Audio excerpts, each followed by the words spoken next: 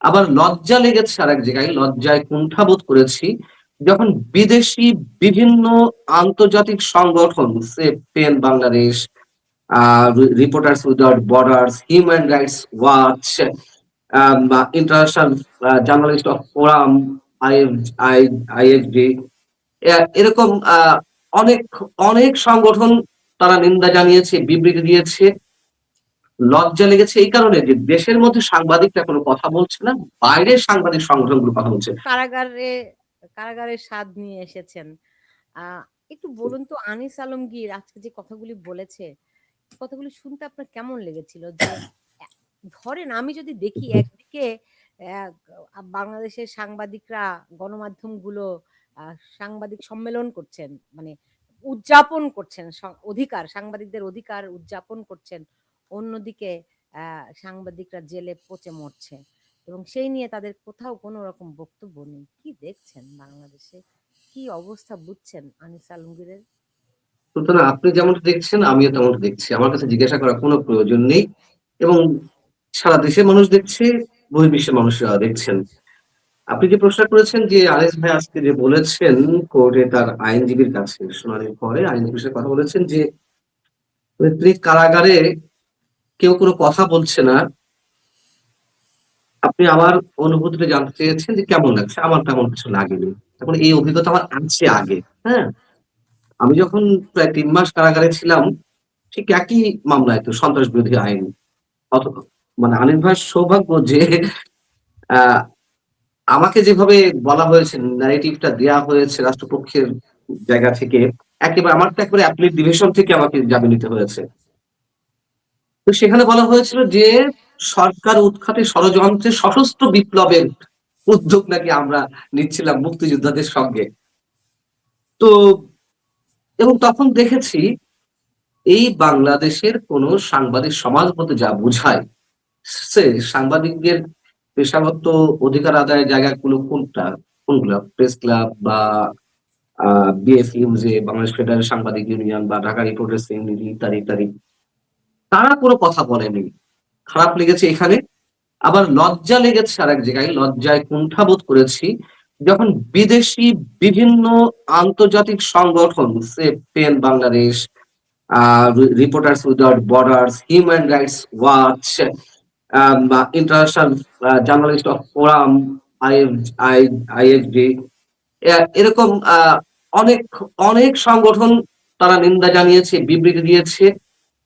লজ্জা লেগেছে এই কারণে যে দেশের মধ্যে সাংবাদিকরা কোনো কথা বলছে না, বাইরের সাংবাদিক সংগঠনগুলো কথা বলছে। তবে হ্যাঁ, অবশ্যই দেশের মধ্যেও কথা হয়েছে। সাংবাদিক যারা রয়েছেন সিনিয়র জার্নালিস্ট তারা তাদের নিজ, নিজ জায়গা থেকে কথা বলেছেন। কিন্তু কম্বাইন্ডলি সম্মিলিতভাবে পেশাগত জায়গা থেকে কেউ কথা বলতে হবে, কেউ কথা বলেনি। এবং যেমন আপনারা বলেছেন দেশের বাইরে থেকে, অনেকে বলেছেন এবং প্রত্যেকের জায়গা থেকে সোশ্যাল মিডিয়ায় প্রতিবাদের ঝড় তোলা হয়েছে।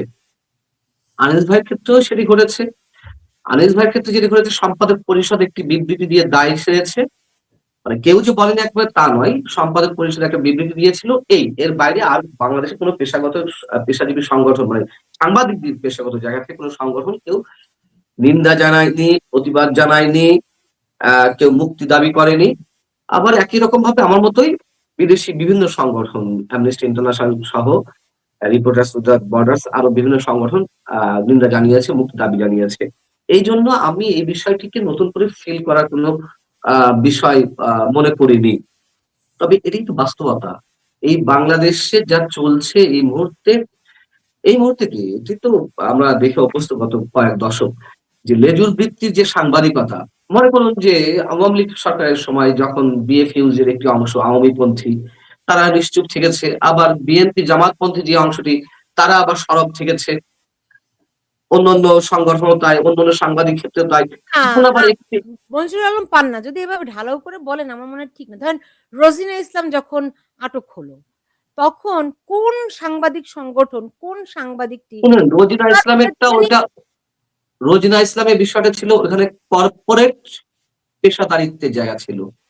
'প্রথম আলো' এমন একটা জায়গায় পৌঁছেছে যে প্রথম আলোর সাংবাদিককে নিয়ে আমি যদি কিছু না বলি তাহলে বোধহয় আমার সাংবাদিকতায় টিকে থাকা মুশকিল হয়ে যাবে।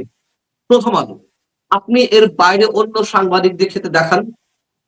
প্রথম আলো মানে মতিউর রহমানের ক্ষেত্রেও আপনি প্রথম আলোরই মতিউর রহমানের ক্ষেত্রে বা আ ডেইলি স্টারের মাহমুদ আলম ভাইয়ের ক্ষেত্রেও যদি আপনি বলেন, সবাই কিন্তু প্রতিবাদ জানায়নি। সবাই কিন্তু প্রতিবাদ জানায়নি। তখন মতিউর রহমান, সাংবাদিক মতিউর রহমান, সাংবাদিক মাহমুদুল আলম একেবারে ট্রেডমার্ক তো তারা এক অর্থে বলতে গেলে। মানে তখন আওয়ামী বিরোধী হিসেবে চিহ্নিত ছিল। সো ওই সময়ে বিএফইউ কি আপনাকে মতিউর রহমান চৌধুরীর সম্পর্কে যে মানহানি মামলাগুলো শত, শত মামলা হচ্ছিল, কেউ প্রতিবাদ জানিয়েছে? মানে খুব জোরালো আকারে বিএফইউ যে আওয়ামী অংশটি বা মাহফুজ আলমের ক্ষেত্রে জানিয়েছে? জানায়নি। এক্সেপ্ট রোজিনা ইসলাম। রোজিনা ইসলাম মানে তার গায়ে আওয়ামী লীগের ট্যাগ ছিল না। তার গায়ে বিএনপি জামাতের ট্যাগ ছিল না। আর যেহেতু তিনি প্রথম আলোর মতন একটা হাউজের মানে তিনি সাংবাদিক। সো দুটো বিষয় কাজ করেছে। একটা হচ্ছে প্রথম আলো এই সাংবাদিকের জন্য কেউ প্রতিবাদ না করলে, মানে আমি যদি প্রতিবাদ না করি তাহলে আমার মনে হয় সাংবাদিকতা টিকে থাকাই মুশকিল। আরেকটা হচ্ছে আমি প্রতিবাদ করলে সেটি নাম যাবে প্রথম আলোতে, অমুক, অমুক প্রতিবাদ জানিয়েছে। ফোকাসে আসার একটি ব্যাপার ছিল। এটা একেবারে শুনতে নোংরা শোনা গেলেও বাস্তবতা হচ্ছে এই।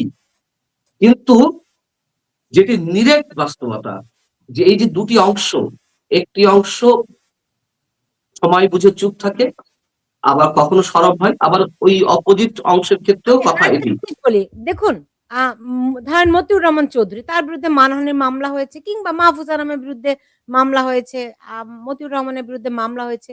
তারা বিভিন্ন আদালতে ঘুরেছেন। ঠিক আছে? ডেফিনিটলি এটা একটা হয়রানিমূলক মামলা।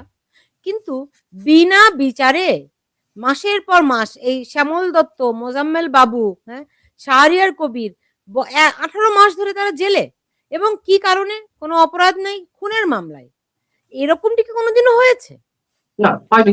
তাহলে অবশ্যই হয়নি। তুলনাটা আমরা করার সময় আসলে আমাদের বিবেচনা রাখতে হবে যে গভীরতাটা কতখানি। শুধুমাত্র আমি জাস্টিফাই করার জন্য যদি তুলনাটা করি, আমার মনে মানে এটার গভীরতাটা আনিস আহমেদ আমাকে যদি একটু বলতেন ঘটনাগুলো কি একরকম ঘটছে? সাংবাদিক নির্যাতন বাংলাদেশে নতুন কিছু নয়। কিন্তু আ এই মাত্রায়, এই গভীরতায়, এই তাৎপর্য নিয়ে কি আগে কোনোদিনও আপনি আপনি তো বহু বছর সাংবাদিকতা করেন। এই মাত্রায় কি দেখেছেন কোনোদিনও? না, আসলে এই মাত্রায় দেখা যায়নি। এটা ঠিকই যে চাটুকর কিছু সাংবাদিক ছিলেন যারা বিভিন্ন সময়ে যারা সরকারে ছিলেন, তাদের চাটুকারিতা করেছেন কিংবা তাদের বিপক্ষে কিছু কথা বলেননি। এটা সব আমলেই আমরা দেখেছি, বিএনপি আমলেও দেখেছি, আওয়ামী লীগ আমলেও দেখেছি। কিন্তু এখন যেটা হচ্ছে সেটা হলো সাংবাদিকদের একেবারে সংবাদ পরিবেশনের ক্ষেত্রে নিস্তব্ধ করে দেওয়া হয়েছে। কাজেই আনিস আলমগীরের যে ক্ষোভ, সেই ক্ষোভ কিংবা সেই উষ্মা কিংবা সেই অভিমান যতটা সঠিক, ততটাই সঠিক এ কথাও যে সাংবাদিকদের করণীয় কিছু নেই। তারা কোনো সংবাদই প্রকাশ করতে পারছেন না। এই যেমন আমি একটা দৃষ্টান্ত দিই। শেখ হাসিনা গত 23শে জানুয়ারি নয়াদিল্লিতে অডিও বার্তার মাধ্যমে একটি ভাষণ দিয়েছিলেন। সেই ভাষণের সংবাদ কিন্তু বাংলাদেশের একটি সংবাদপত্রে আমরা দেখেছি, কিন্তু বাদ বাকি সংবাদপত্র কেউ সেটা কভার করেনি। অথচ এটা একটা বিরাট খবর ছিল যে শেখ হাসিনা একটা অডিও ভাষণ দিয়েছেন। তাকে পছন্দ করা হোক কিংবা না হোক, এই সংবাদ তো আসা উচিত ছিল। কিন্তু আমি এখানে সাংবাদিকদের ব্যক্তিগতভাবে দোষ দেব না, কারণ সাংবাদিকরা এই সমস্যার মধ্যে আছেন। এখন যে সমস্যাটা সেটি অন্য সময় সমস্যার মতো নয়, সেটা সরকারের চাটুকারিতা অর্থে নয়, সেটা বিপদে পড়ার কারণে। যেভাবে মনজুর আলম পান্না বিপদে পড়েছিলেন, যেভাবে অন্য সাংবাদিকরা বিপদে পড়েছেন। আনিস আলমগীরের বিরুদ্ধে অভিযোগ কারা করেছিল? বলা হচ্ছে জুলাই রিভলিউশনারি অ্যালায়েন্স নামে একটা জোট।